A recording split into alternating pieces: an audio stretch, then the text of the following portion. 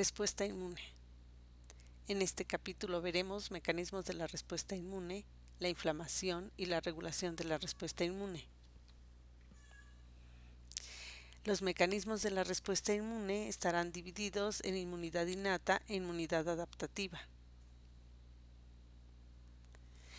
La inmunidad innata está compuesta por barreras como las células epiteliales, las células cuya función es fagocitar como las células dendríticas, algunos sustratos como el complemento y las natural killer.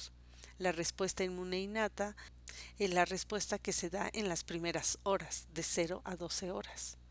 Por otra parte, la inmunidad adaptativa está mediada mediante la acción de los linfocitos B, los linfocitos T, y esta puede dilatar varios días.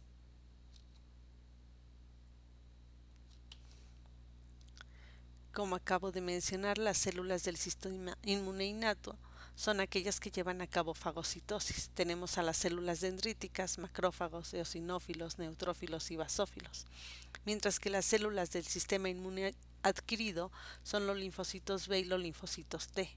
En ambos sistemas actúan las natural killer y los linfocitos T gamma delta. Estos son un tipo de linfocitos no convencionales que representan solo un pequeño porcentaje del total de células T en sangre periférica. Se caracterizan por la expresión de un receptor de células T, TCR heterodimérico, formado por la cadena gamma y la cadena delta.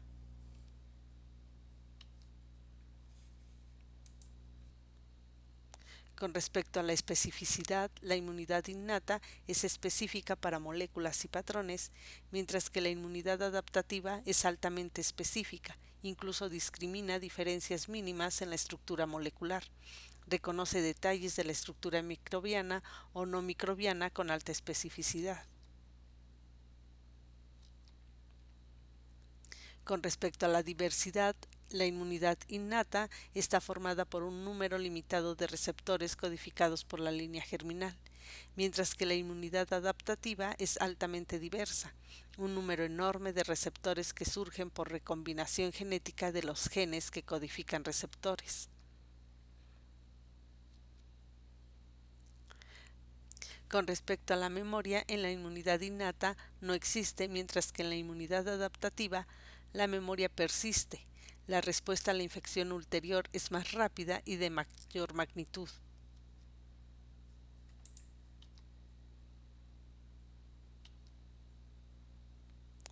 Con respecto a la discriminación entre lo propio y lo extraño, la inmunidad innata es perfecta, no hay patrones específicos de microorganismos en el hospedero. Mientras que la inmunidad adaptativa es muy buena, hay algunos fallos ocasionales de la discriminación entre lo propio y lo extraño que dan como resultado enfermedades autoinmunitarias. Las citocinas también se dividen en aquellas que actúan en la respuesta inmunológica innata y aquellas que actúan en la respuesta inmunológica adaptativa. Sin embargo, hay que hacer mención que estas no son exclusivas de uno u otro sistema. Entre la respuesta inmune innata tenemos TNF-alfa, interleucina 1, 6, 10, 12, 15, 18, 23, 27, el interferón tipo 1 y algunas quimiosinas. Mientras que de la respuesta inmune adaptativa tenemos los interferones gamma, interleucina 4, 5, 10, 13, 17 y también algunas quimiosinas.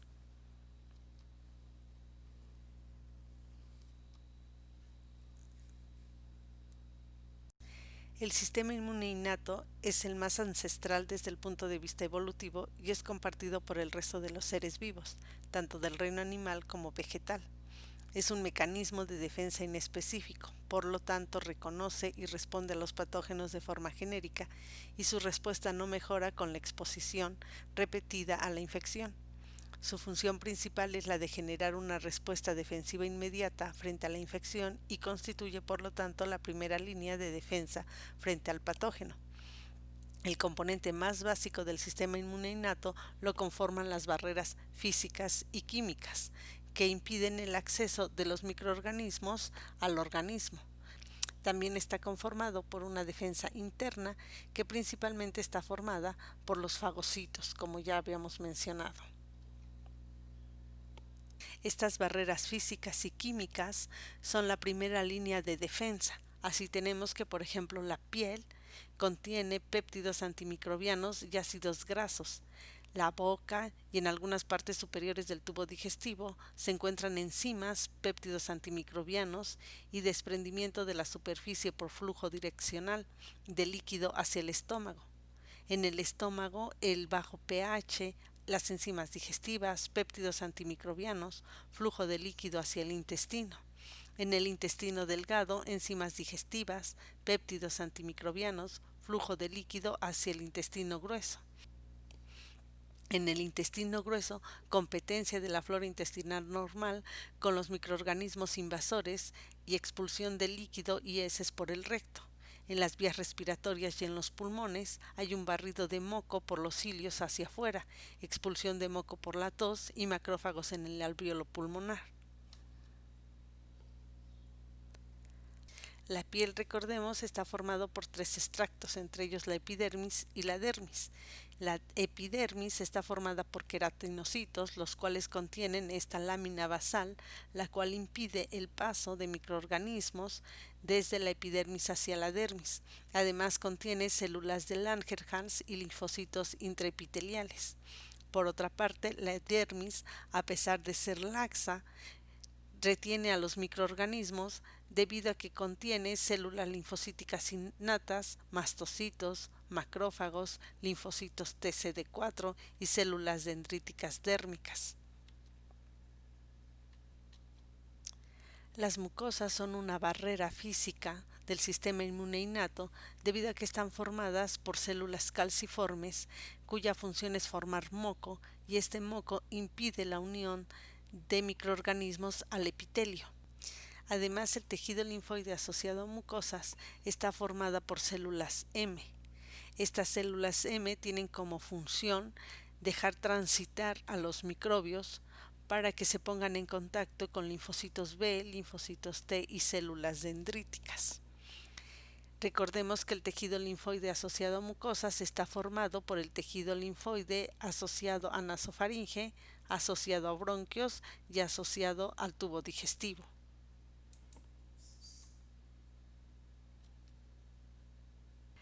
Al igual que las barreras físicas, la microbiota es importante en la defensa del organismo.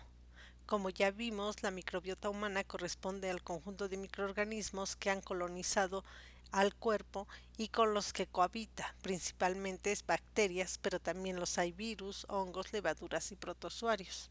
Entre sus principales funciones tienen evitar la colonización de patógenos, mantener la barrera intestinal, modular al sistema inmune, están involucrados en la maduración de los linfocitos, en la inducción de inmunoglobulinas A, en la degradación de sales biliares, proteínas y polisacáridos, además de la producción de ácidos grasos de cadena corta, algunos cofactores y vitaminas, y están involucradas en la producción de neurotransmisores, neuromoduladores y hormonas, entre otras cosas. La falta de ella o la disminución pueden estar relacionadas con diversas enfermedades como obesidad, diabetes, enfermedades autoinmunes, inflamatorias, cáncer de colon, depresión, estrés, Alzheimer, EPOC, entre otros.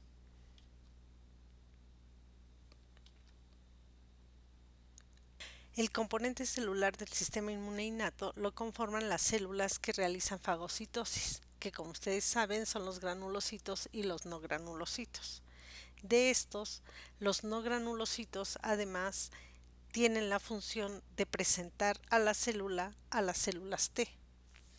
Para que esto suceda, debe de activarse a la célula del sistema inmune innato y esto se realiza gracias a que esta célula tiene diferentes receptores de partículas de reconocimiento y además es capaz de producir citocinas, quimiosinas y productos como las especies reactivas de oxígeno que darán como consecuencia la citotoxicidad.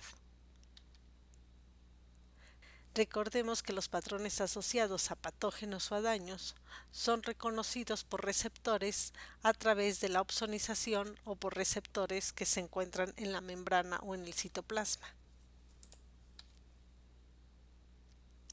que la opsonización se va a llevar a cabo a través de compuestos del sistema del complemento, como es C3b, y mediante partículas de reconocimiento de patrones secretadas, como son las pentaxinas, a las que pertenece proteína C reactiva, las colectinas, a las que pertenece MBL, y ficolinas.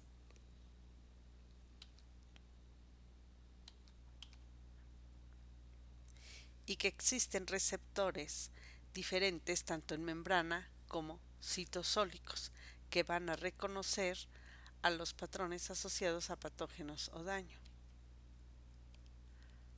Los receptores citosólicos NLR forman inflamasomas.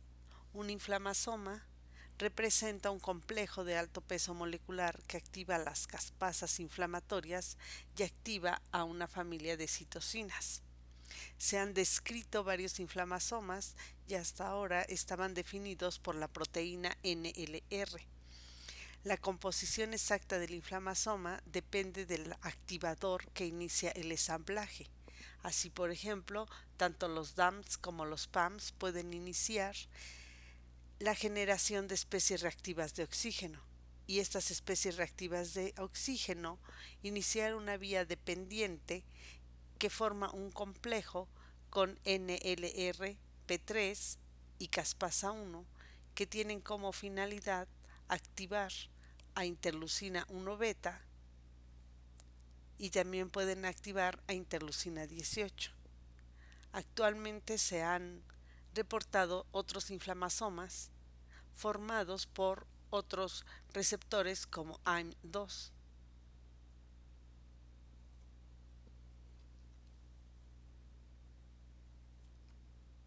Las células del sistema inmune innato liberan, como ya hemos mencionado, citocinas.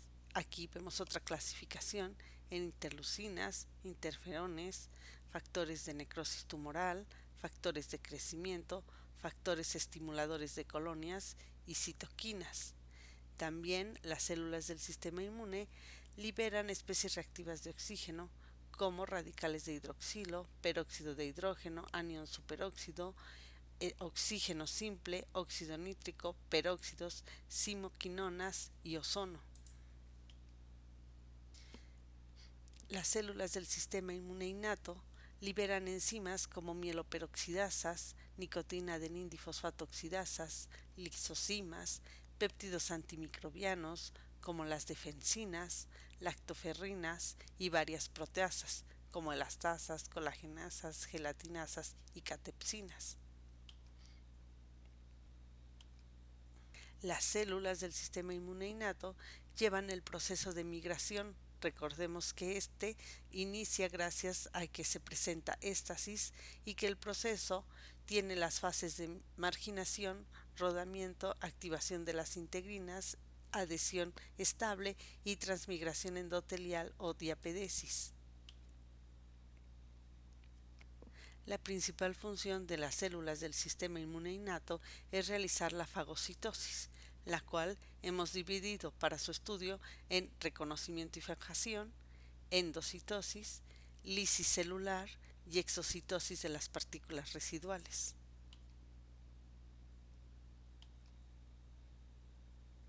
También recordemos que las células del sistema inmune innato llevan a cabo la presentación del antígeno.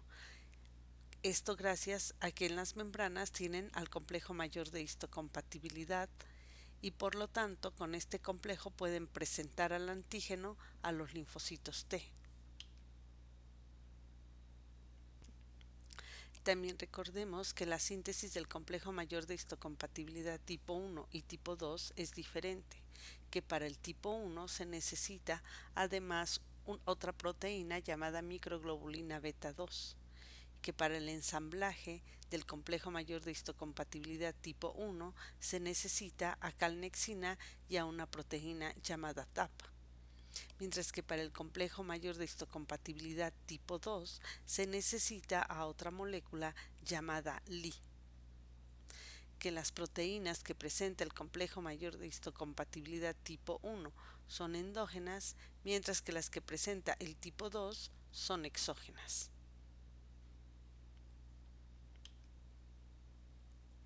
También recordemos que las natural killer son parte del sistema inmune innato y que para su activación es necesario que se deje de expresar el complejo mayor de histocompatibilidad tipo 1 y se expresen otros ligandos que le marquen que está la célula dañada.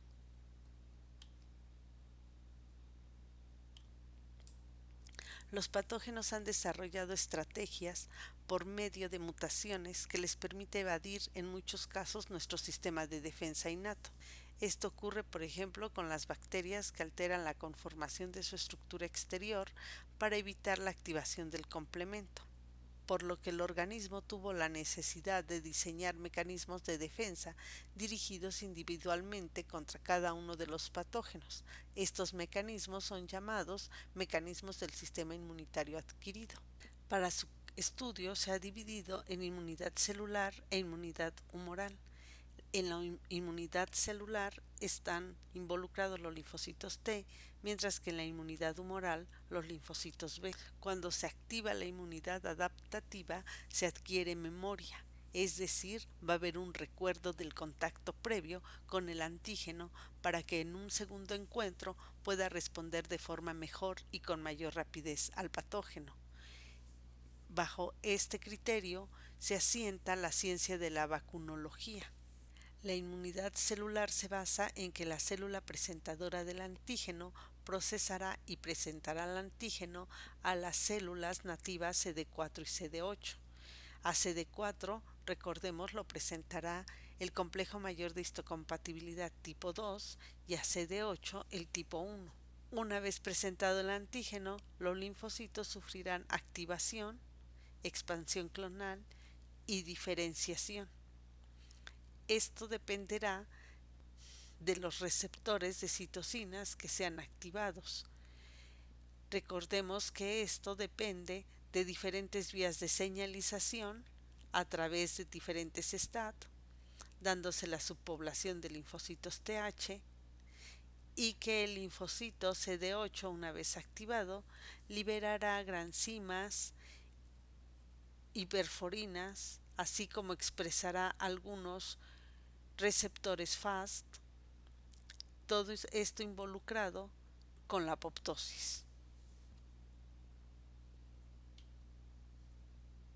En cambio, en la inmunidad humoral, en primer lugar, la célula B debe reconocer al antígeno mediante la acción de los linfocitos T. Posteriormente, este linfocito B tendrá una expansión clonal hasta formar linfoblastos, y estos linfoblastos se diferenciarán en linfocitos B de memoria o realizarán la producción de anticuerpos, iniciando por la IgM y después, dependiendo del estímulo, se formarán IgG, IgA, IgE. Estos anticuerpos liberados se fijan a los antígenos o microorganismos y los desactivan. Recordemos que se van a unir en la fracción Fab, que es la región no constante, y que la fracción constante se unirá a otras células para activarlas. También recordemos que estos linfocitos B de memoria quedarán como remanentes, que son los que facilitan la respuesta secundaria y harán que ésta sea más rápida.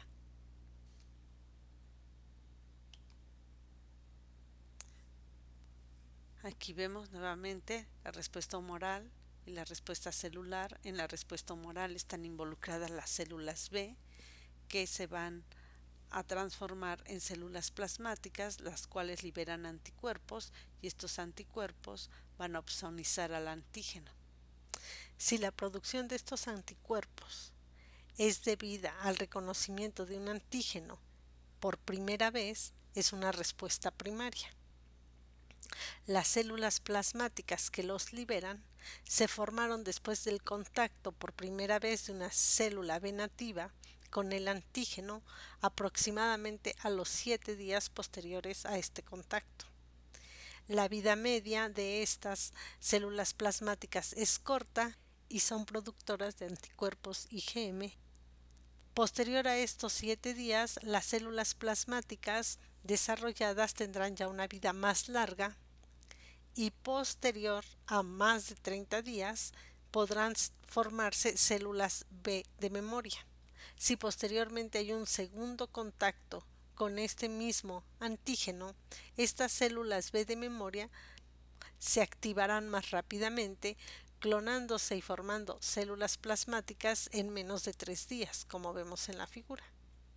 Estas células plasmáticas liberarán mayor cantidad de inmunoglobulina G, como podemos observar al comparar los dos momentos. Las células plasmáticas con una vida más larga también estarán en mayor cantidad y se formarán mayor número de células B de memoria.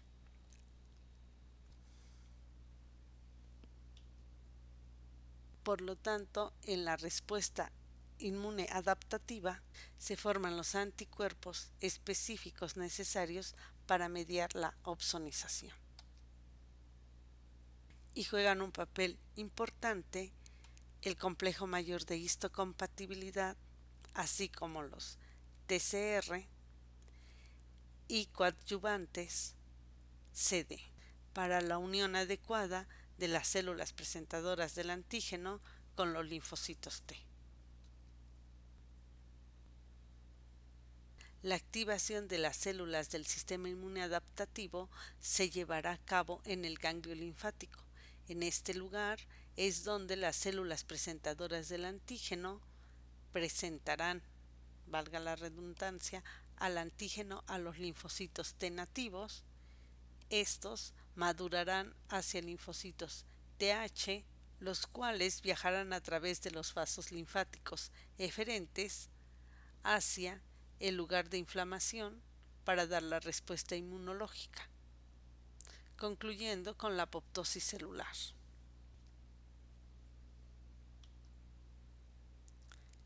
Recordemos que en la apoptosis, mediada por los linfocitos citotóxicos CD8, están involucradas perforinas, grancinas, receptores FAS, receptores TNF-alfa, que lo que van a realizar es la activación de la caspasa 8.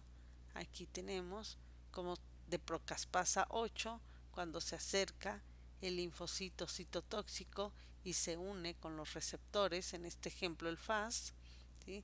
Se activa la procaspasa dando a la caspasa 8 y esta genera la vía de señalización de las caspasas que culmina con la célula apoptótica.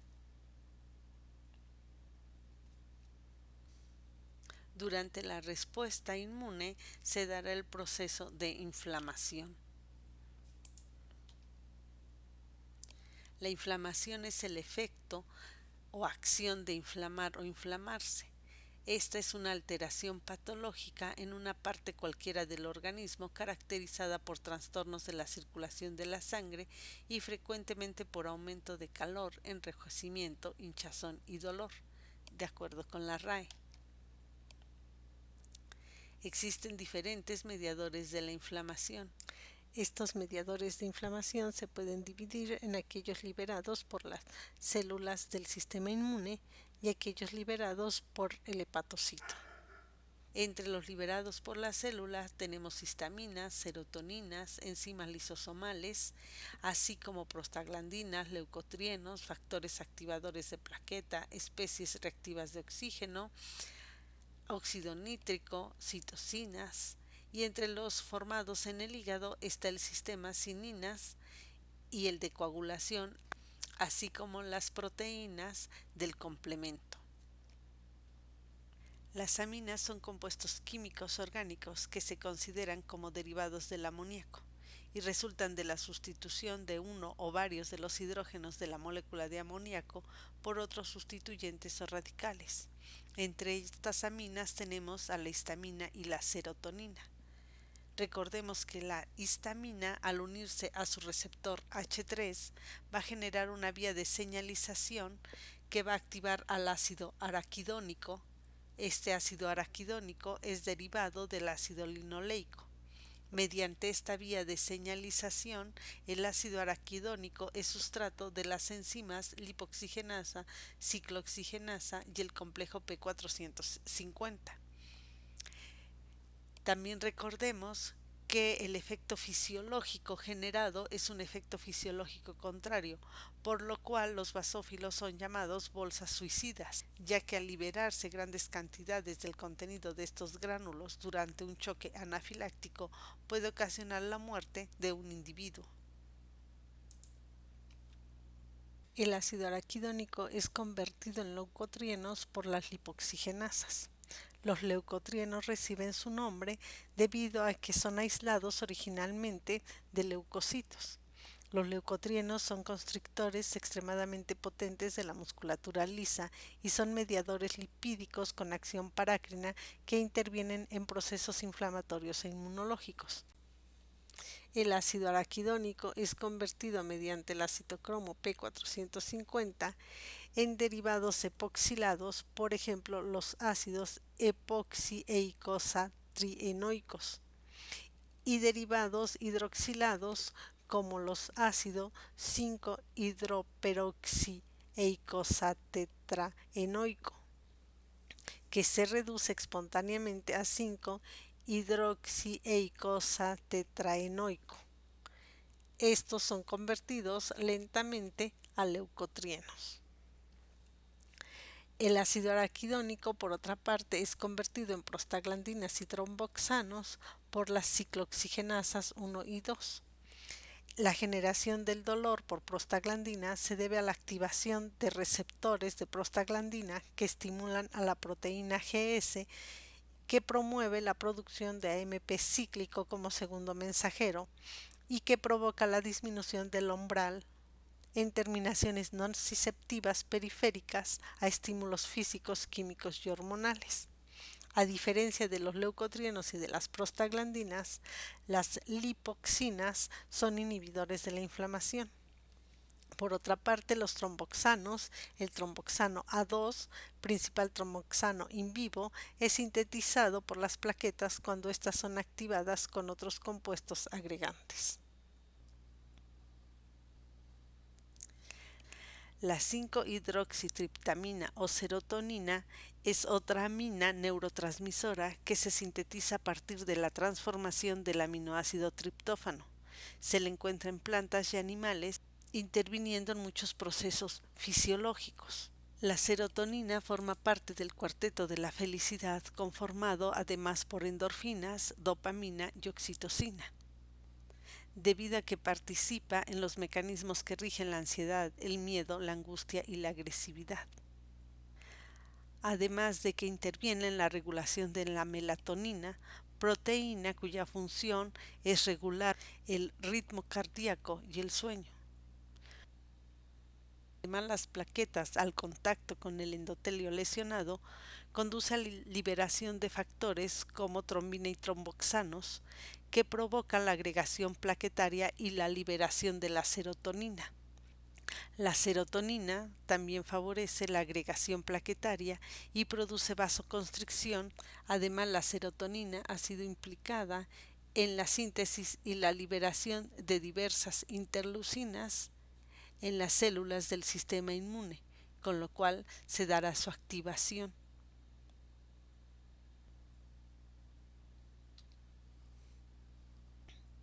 Otros mediadores de la inflamación son las enzimas lisosomales y los péptidos antimicrobianos, que ya hemos visto.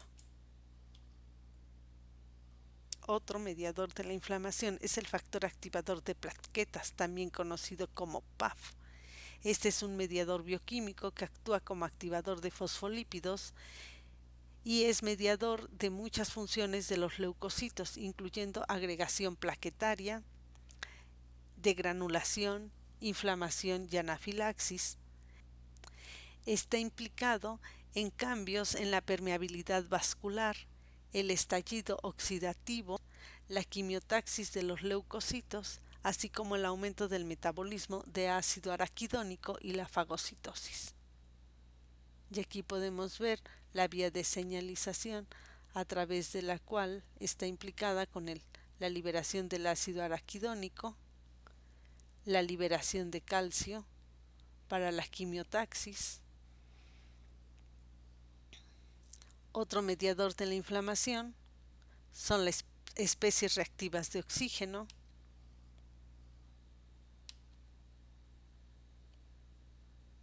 el óxido nítrico, que recordemos es producido principalmente por la sintasa del óxido nítrico en los macrófagos y que está relacionado con el proceso inflamatorio, como acabamos de mencionar.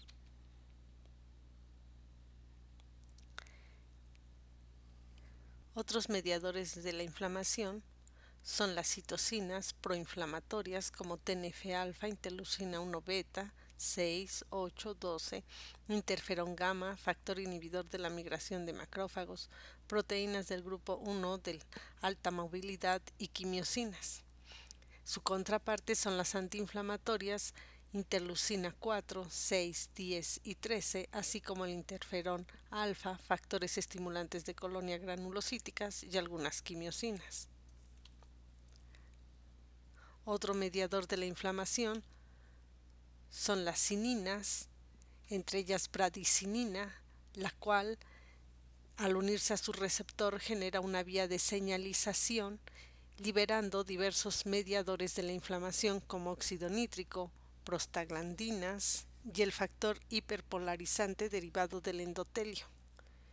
Estos mediadores tienen acción vasodilatadora, excreción de sodio, están involucrados en el dolor agudo y crónico dependiendo del receptor y del tipo de bradicinina y el reclutamiento de leucocitos.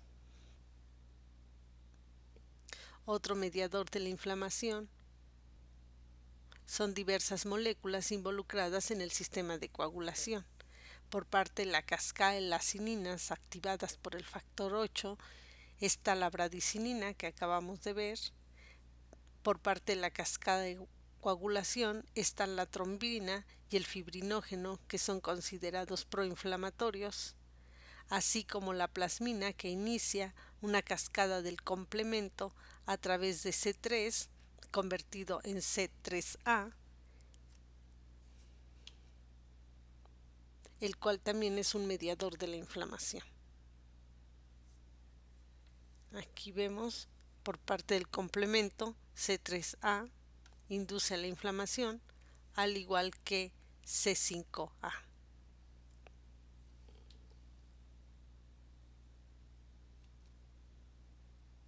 Las proteínas de la fase aguda también pueden ser clasificadas de acuerdo a su función biológica. Aquellas que están en la defensa del hospedero, como proteína C y amiloide acérico, que son pentraxinas involucradas en la opsonización, componentes del complemento como C3A y C5A, que están relacionados también en la opsonización y el aumento de la inflamación, el fibrinógeno, involucrado en la coagulación. Hay algunas que tienen inhibición de las serinproteasas como las antitripsinas y las antiquimiotripsinas, y otras que son transportadoras con actividad antioxidante como ceruloplasmina, aptoglobina y hemopexina. La variación de estas proteínas puede ser positiva, es decir, un aumento de sus niveles séricos, o puede ser negativa, como la albúmina, la transtiretina y la transferrina.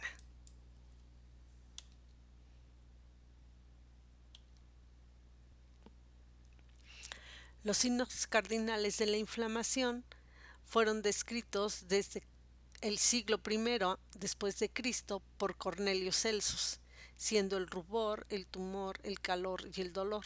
Posteriormente, Virchow en el siglo XIX describe la pérdida de la función como un signo cardinal de la inflamación.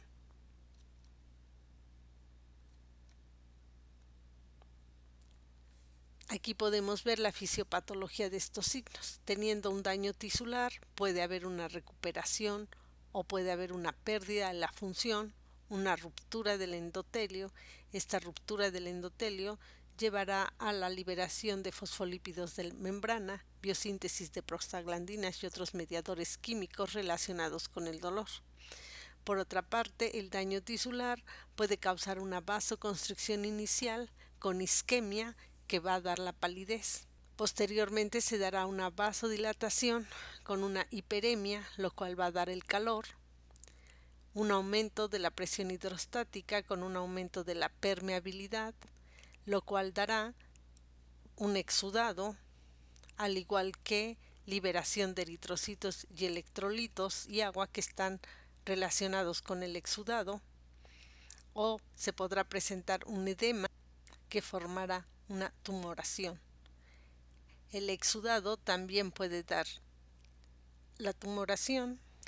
Por otra parte, la acción de los leucocitos también puede generar exudado, un tejido necrótico que generará exudado, y este tejido necrótico será opsonizado, habrá una quimioatracción y esto generará adherencia y diapedesis de los leucocitos.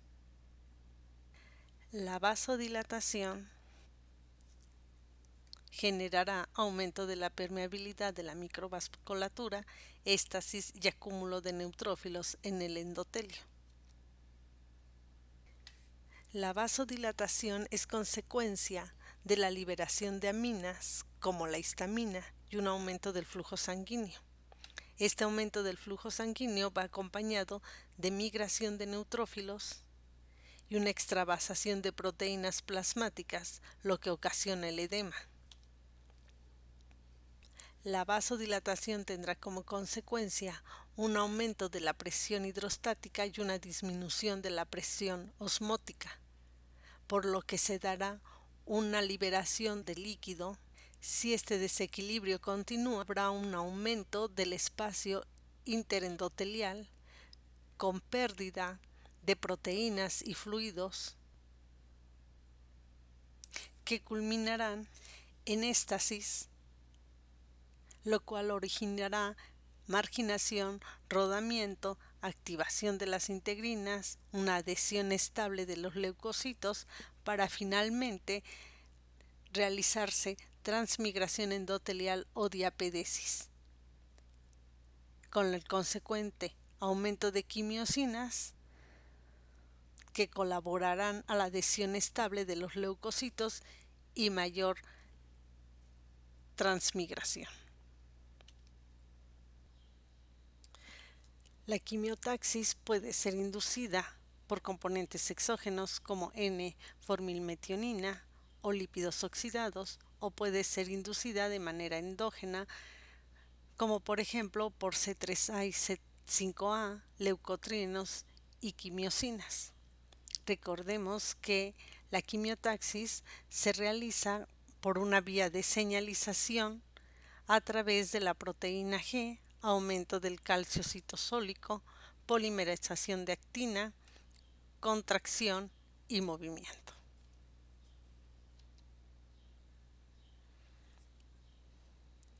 Esto llevará a la activación de las células de la respuesta inmune innata.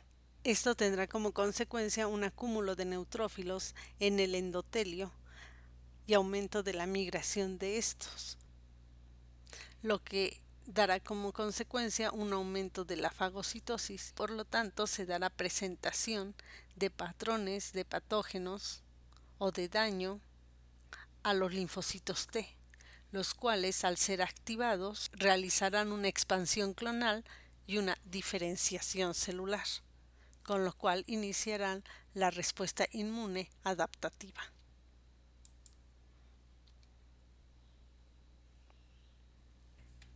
El proceso de inflamación aguda podrá seguir la vía de la resolución o se podrá cicatrizar formando fibrosis o podrá dirigirse hacia una inflamación crónica.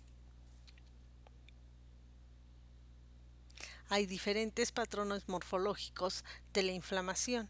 Esta puede ser serosa cuando se presenta un exudado de proteínas, Puede ser fibrosa cuando hay un crecimiento de fibroblastos y vasos sanguíneos o puede ser purulenta cuando se presenta pus.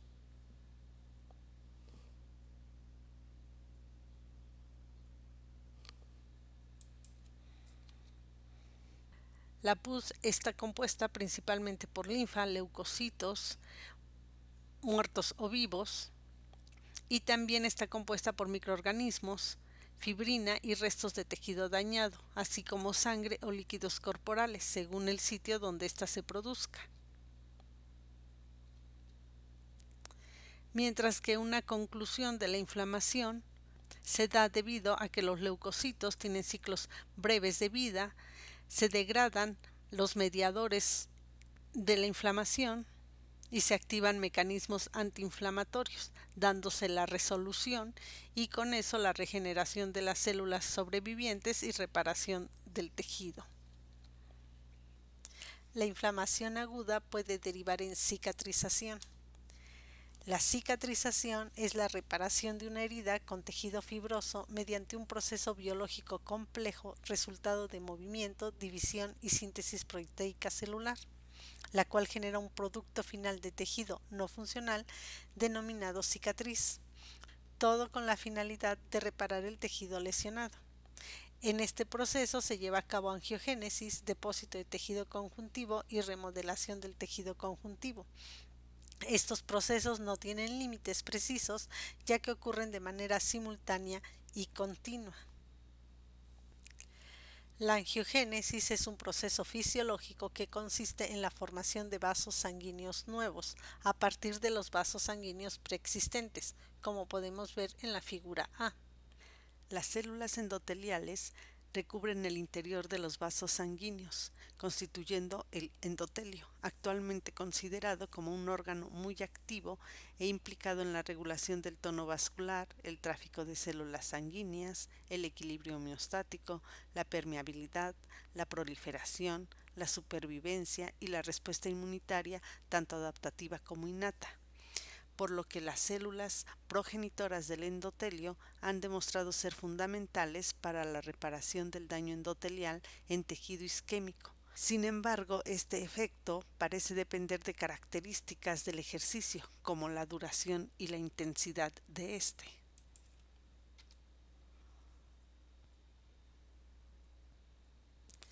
El depósito de tejido conjuntivo es otra fase de la cicatrización.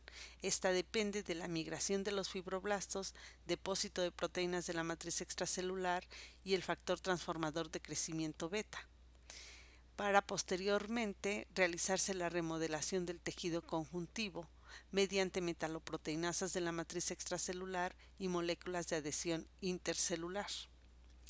La cicatrización puede ser primaria o de primera intención, la cual ocurre en heridas lineales, sin pérdida de tejido, con bordes bien definidos, en los que el cierre directo conduce a una rápida curación.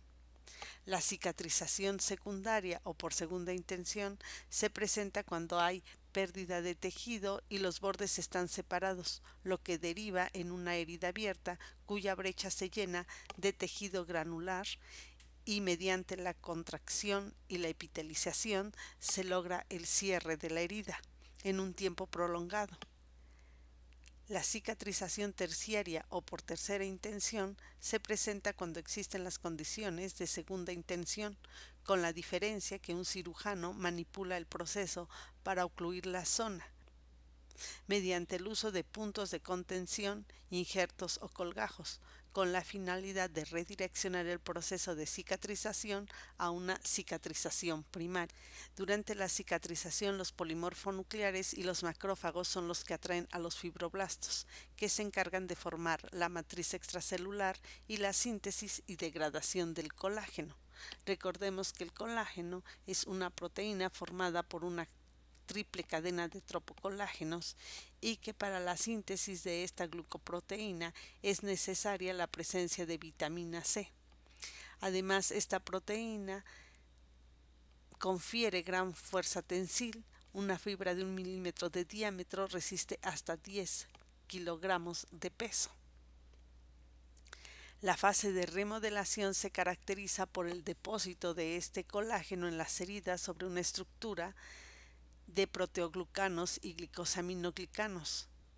Tiene una importante repercusión clínica, pues de la calidad de esta colágena y la cantidad, así como la buena organización de ella, depende la fuerza tensil final de la herida. El aumento en la cantidad de colágeno dará problemas clínicos como cicatrices hipertróficas y queloides. Los fibroblastos no solamente tienen la capacidad de producir colágeno, sino que en las heridas los fibroblastos van adquiriendo la capacidad de producir más y más colágeno.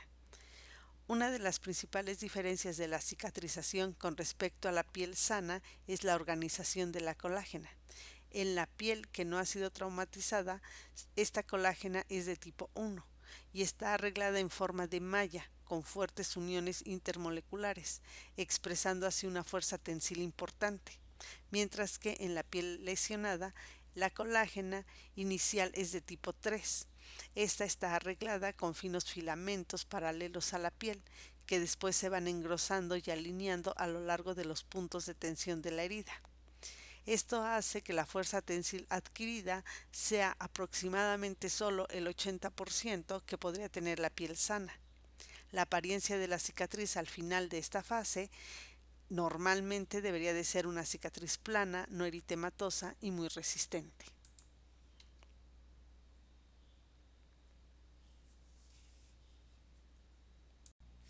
Como resumen diremos que la inflamación aguda es una respuesta defensiva que destruye, diluye y localiza al agente lesivo. ¿Qué agentes? Bueno, bacterias, virus, o puede ser también un traumatismo, algún agente que penetró, algún daño físico, etcétera. ¿Cuáles son las manifestaciones externas? Pues los signos cardinales: calor, rubor, tumor, dolor y pérdida de la función. ¿Cómo va a ser su evolución? Pues hay dos formas. Puede haber una alteración vascular, que se va a producir un aumento del flujo sanguíneo. Este nos va a dar el aumento del calor y un enrojecimiento, que es el eritema. También puede haber un aumento en la permeabilidad vascular, que va a dar un escape de proteínas plasmáticas, que es el edema, y este está inducido por histaminas, cininas, etc. Otra manera de evolucionar es un cambio celular. ¿Dónde se va a dar este cambio? Pues en los leucocitos y en el endotelio, que van a dar como consecuencia la marginación y el rodamiento de los leucocitos, su adhesión y transmigración, la migración leucocitaria. Esto va a inducir liberación de quimiosinas, generándose quimiotaxis, y la quimiotaxis va a tener como consecuencia una activación leucocitaria y los leucocitos iniciarán la fagocitosis. Hay mediadores de la inflamación, que son moléculas de origen plasmático, y entre ellas tenemos óxido nítrico, citocinas, aminas vasoactivas como histamina y serotonina, metabolitos del ácido araquidónico, proteasas plasmáticas como la bradicinina y factores activadores de plaquetas. Hay diferentes patrones morfológicos de la inflamación, y esta puede ser fibrosa, que es una lesión extensa a través de la cual pasa agua y proteínas. Puede ser una inflamación serosa, la cual es leve, con un exudado de proteínas y un líquido claro. Y puede haber una inflamación supurativa, en la cual existe la licuefacción y se forma el pus. El resultado de la inflamación puede ser la resolución, y entonces las células lesionadas se regenerarán y se reabsorberá el edema, o puede generar una cicatriz, que puede ser fibrosa. Esto es un crecimiento de tejido fibroso y destrucción, o puede progresar. ¿Hacia dónde va a progresar? Pues hacia una inflamación crónica persistente. La inflamación crónica se establece debido a infecciones persistentes que pueden llevar a una hipersensibilidad retardada, a una hipersensibilidad, como por ejemplo en enfermedades autoinmunitarias, a la presencia de alergias, a la exposición prolongada al agente tóxico como son salicilatos, la aterosclerosis, el Alzheimer, el síndrome metabólico o la diabetes tipo 2.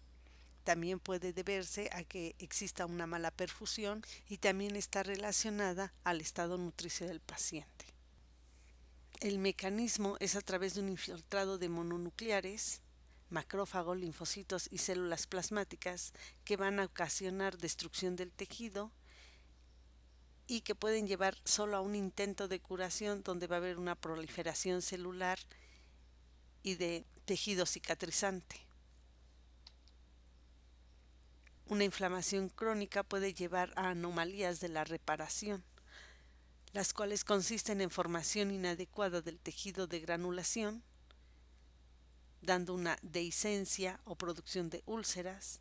También puede deberse a cantidad excesiva de colágena, dando fibrosis parenquimatosa o cicatrices hipertróficas. También puede haber una anomalía y presentarse granulación exuberante, la cual se ha observado como desmoides o fibromatosis agresiva, la cual se presenta como desmoides o fibromatosis agresivas, y también puede haber una anomalía y existir un exceso de contracción del tamaño de la herida. La inflamación granulomatosa puede establecerse debido a granulomas de cuerpos extraños, como por ejemplo el talco, o puede ser producida mediante granulomas inmunitarios, por ejemplo los granulomas de la tuberculosis, la lepra, la sífilis, la enfermedad por arañazo de gato, la sarcoidosis y la enfermedad de Crohn. La respuesta inflamatoria, iniciada localmente, puede volverse sistémica, ocasionando un síndrome de respuesta inflamatoria sistémica. Este síndrome se caracteriza por fiebre mayor a 38 grados centígrados o hipotermia con una temperatura corporal menor a 36, taquipnea, taquicardia y leucocitosis mayor a 12.000 leucocitos por milímetro cúbico, o leucopenia con menos de 4.000 leucocitos por milímetro cúbico, o desviaciones hacia la izquierda, es decir, un recuento de neutrófilos inmaduros en sangre periférica mayor al 10%. Múltiples factores de transcripción han sido descritos, provocan el síndrome de respuesta inflamatoria. El mejor estudiado es el factor de transcripción NF-kappa beta y la proteína de activación 1, los cuales desempeñan un papel especialmente relevante en la regulación de los genes implicados en la respuesta inflamatoria por llevar hacia la apoptosis, como ya hemos visto en varias ocasiones.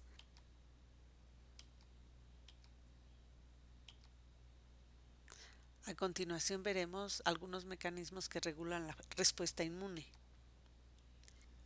La regulación de la respuesta inmune puede ser mediada por la eliminación del antígeno, moléculas coestimuladoras inhibitorias, los linfocitos Treg, las citocinas, la red idiotipo-antiidiotipo, una respuesta del antígeno leucocitario humano, inhibición asociada a vías de señalización o inhibición de la fracción constante de los anticuerpos. La eliminación del antígeno depende de varios factores, como el tipo de antígeno, las bacterias extracelulares, los productos bacterianos y en general los antígenos solubles suelen inducir principalmente una respuesta humoral. Ahora bien, los antígenos polisacáridos y lípidos, al no poder ser ligados al complejo mayor de histocompatibilidad, no son presentados a los linfocitos T helper y por lo tanto no hay una respuesta celular, sino que generan productos de inmunoglobulinas M sin memoria inmunológica ni maduración de afinidad. La eliminación también depende de la dosis del antígeno. La dosis óptima inmunogénica depende de cada antígeno, pero en general dosis muy altas inhiben la respuesta inmune, sobre todo porque inducen un estado específico de no respuesta en las células T y a veces en las células B. La dosis muy alta de antígenos polisacáridos puede provocar tolerancia en las células B. En algunos casos, la concentración alta de antígenos origina de lesión clonal de células específicas para dicho antígeno. Por ejemplo, en ausencia de ciertos factores de crecimiento, las células T activadas pueden entrar en apoptosis. También depende de la vía de administración. La administración subcutánea o intradérmica suele ser inmunogénica, pero grandes cantidades de antígenos por vía oral, venosa o como aerosol pueden provocar tolerancia inmunogénica o una desviación de respuesta en función de la subpoblación de linfocitos T helper que se activen o inhiban. Otra causa es la competencia entre antígenos. La presencia de un antígeno determinado en una mezcla de antígenos puede provocar una gran disminución de la respuesta inmune a esos otros antígenos. Esto puede ocurrir incluso entre epítopos de una misma molécula antigénica. La posible explicación estriba en la competencia entre distintos péptidos procesados, de distintas moléculas o de la misma. La posible explicación estriba en la competencia entre estos epítopos para unirse al surco de la molécula presentadora del antígeno, de modo que el péptido más inmunodominante se une casi totalmente al complejo, evitando que otros péptidos se unan en él.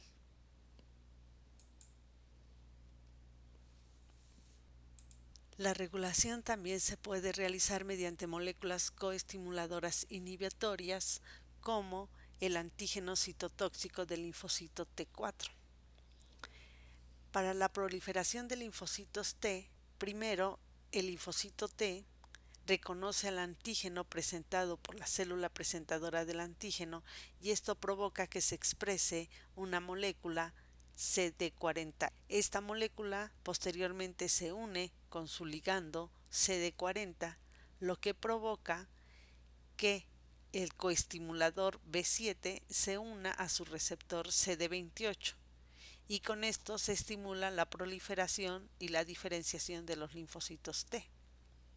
La presencia de CTLA4 va a inhibir la unión de B7 con CD28, provocando la inhibición de la proliferación y diferenciación de los linfocitos T.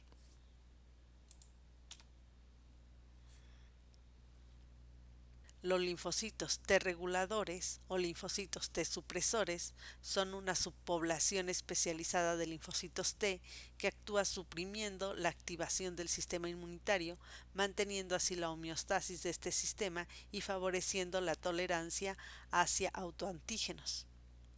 Estos linfocitos T-reg pueden ser naturales, originados del timo, que se caracterizan por poseer CD4 más CD25 más FOXP3. Otro tipo de linfocitos T-reg son los inducibles que no expresan CD4, CD25, FOXP3. Se dividen en TH3, que se caracteriza por la producción de factor de crecimiento transformante beta, y los linfocitos TR1, que son linfocitos T cooperadores dependientes de interleucina 10. Se han propuesto diversos mecanismos de la función de los linfocitos T reguladores, entre ellos una supresión mediada por la liberación de interleucinas. El linfocito T-reg expresa cadenas alfa del receptor de interleucina 2. Esto genera una vía de señalización para la liberación de interleucina 10, la cual en la célula presentadora del antígeno genera inhibición, induciendo de esta manera una respuesta de tolerancia. También libera interleucina 10, factor de crecimiento tumoral beta, e interleucina 35 que tienen un efecto inhibitorio sobre los linfocitos T efectores, es decir, los helper y los citotóxicos. El factor de crecimiento tumoral también inhibe a las células CD8T nativas y también libera interleucina 9 que genera liberación de factor de crecimiento tumoral beta en los mastocitos.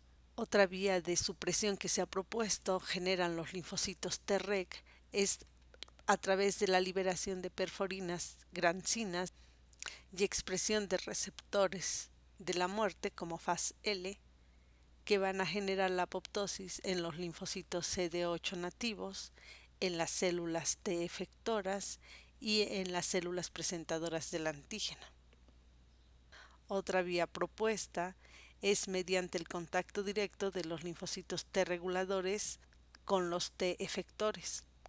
Esto aumenta los niveles de AMP y de adenosina, las cuales al unirse a su receptor generan una entrada de AMP del linfocito Treg al linfocito T efector. También la adenosina, al unirse a su receptor en la célula presentadora del antígeno, libera interleucina 10 y cisteína. Todos ellos, tanto el AMP como la cisteína y la interleucina 10, tienen un efecto inhibitorio sobre los linfocitos T efectores.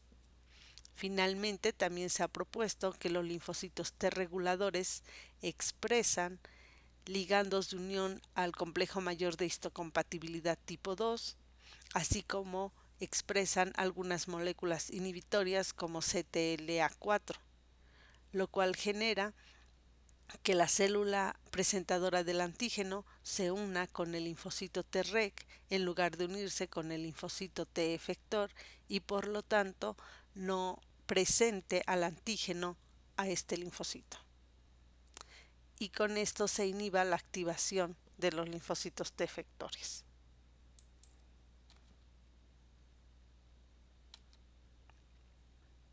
Las citocinas regulan el sistema inmune debido a sus propiedades pleiotrópicas de redundancia, sinergismo y antagonismo. Como hemos visto, las citocinas son liberadas por diferentes tipos celulares responsables de la respuesta inmune y estas mismas citocinas, como decíamos, van a actuar sobre estas células, marcando la diferencia en su comportamiento. Así, por ejemplo, recordemos que dependiendo de la vía de señalización que se genere al unirse la célula presentadora del antígeno con la célula CD4 virgen, se generará una subpoblación de linfocitos, los cuales algunos son proinflamatorios por la liberación de citocinas inflamatorias y otras son antiinflamatorios por la liberación de citocinas antiinflamatorias. También, dependiendo de las citocinas que estimulen al monocito, se comportará como un macrófago M1 o como un macrófago M2. Otro mecanismo de regulación es la red idiotipo-antiidiotipo. Aquí tenemos a un anticuerpo y recordemos que esta es la porción constante Fc y que durante la síntesis de los anticuerpos se induce la tolerancia a esta porción Fc. Sin embargo, este proceso de tolerancia no se lleva a cabo para la porción del idiotipo, es decir, la porción del anticuerpo que se va a unir específicamente con el epítopo, que se encuentra en la porción Fab. Esto es debido a que cada uno de estos idiotipos está presente en muy pequeñas cantidades, por lo que se pueden formar anticuerpos contra este antiidiotipo. Ahora bien, se pueden formar anticuerpos contra este anticuerpo, entonces sería un anticuerpo idiotípico. Y así se puede dar una oleada de anticuerpos, antianticuerpos del idiotipo. A esto se le conoce como una red idiotípica, que va regulando la acción del idiotipo. Esto puede intensificar o puede suprimir la respuesta inmunitaria. Recordemos que el polimorfismo de la secuencia del complejo mayor de histocompatibilidad que cada individuo hereda de sus padres tiene una profunda influencia sobre la capacidad de unirse a péptidos y como consecuencia sobre la activación de los linfocitos T. Existen varios ejemplos en los que se ha podido correlacionar un determinado haplotipo con la susceptibilidad o resistencia a ciertos patógenos o a ciertas enfermedades autoinmunes. En humanos se ha comprobado que determinados haplotipos de los loci DRB1 y DQB1, que son abundantes en poblaciones de africanos occidentales, proporcionan protección frente a las consecuencias fatales del agente de la malaria, Plasmodium falciparum. Ciertas enfermedades autoinmunes como la diabetes tipo 1 afectan sobre todo a poblaciones caucásicas en las que es más frecuente cierto alelo de DQB1. En la artritis reumatoide se ha reportado asociación con DR4 o DR1. El que determinados haplotipos condicionen una mayor sensibilidad a determinado agente puede explicarse por dos tipos de mecanismos. Primero, durante la selección intratímica de determinado clon de linfocitos puede quedar lesionado por su capacidad de reconocer autopéptidos en el surco del complejo mayor de histocompatibilidad.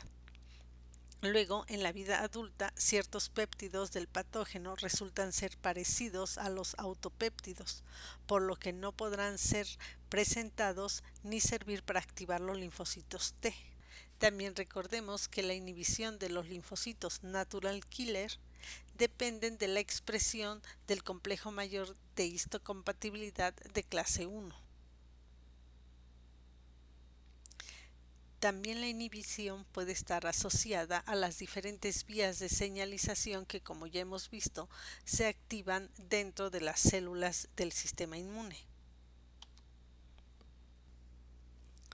Así, por ejemplo, estímulos como apoptosis defectuosa, estrés oxidativo, rayos ultravioleta, la unión de Fas a su receptor o la unión de citocinas proinflamatorias a su receptor generan la vía de señalización de las MAP sinasas, activándose factores de transcripción P38, Junts sinasa, sinasa, los cuales regulan la expresión de genes involucrados en la expresión de ciclooxigenasas, de proteínas dependientes de zinc y calcio y de sinasas MS que regulan la degranulación de los mastocitos.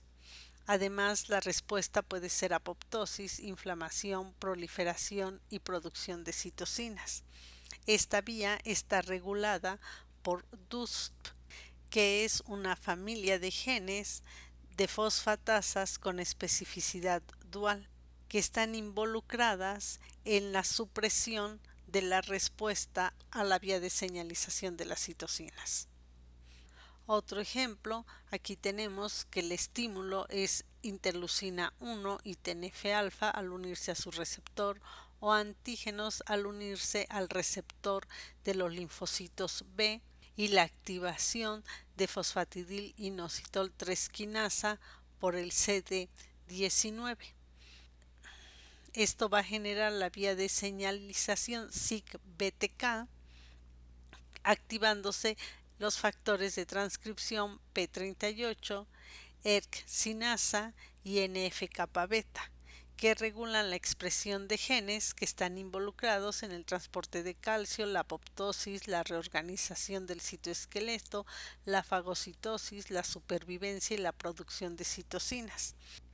Esta vía está regulada por la familia de proteínas tirosinas de fosfatasa 1, SHP y SHP2. Otro ejemplo son las citocinas tipo 1 y tipo 2 que al unirse a sus diferentes receptores generándose la vía de señalización JAK y activándose el factor de transcripción STAT, el cual está involucrado en la regulación de diferentes tirosinas de fosfatasa, supresores de señalización de las citocinas, proliferación de los linfocitos T y B y producción de citoquinas. Esta vía es regulada a través de SOX, que como acabamos de mencionar son supresores de la señalización de citocinas, y también está regulado por las fosfatasas de tirosina y por inhibidores de las proteínas sinasas.